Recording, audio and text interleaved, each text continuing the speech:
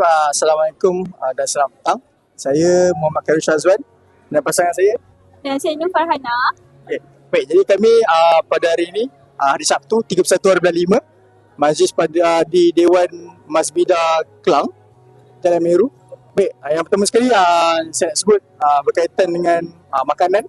Alhamdulillah, rata-rata yang datang semua memberikan feedback yang baik, di mana makanan semua sedap dan mencukupi. Dan ada yang kata boleh tambah ke macam tu kan. Jadi selain daripada itu, dari segi perhiasan dewan pun cantik, pelamin pun cantik, dari segi koordinatif pun sangat membantu kami. Alhamdulillah, terima kasih banyak sebab guide daripada mula sampai habis.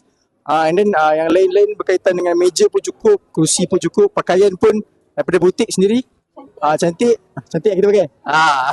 Jadi semua Alhamdulillah sebab all in lah.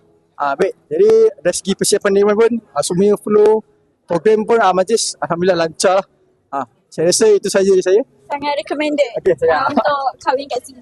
Okay, baik. Aircon pun sejuk lah dan dewan kan. So penuh dengan aircon.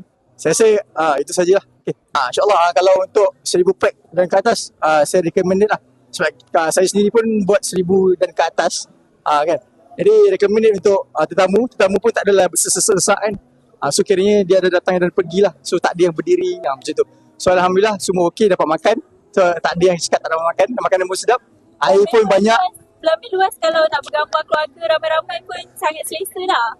Ekor dekat Pelamin pun rasa gila-gila. So tak panas. Okay, so tak ada rasa berpeluh, semua okey lah.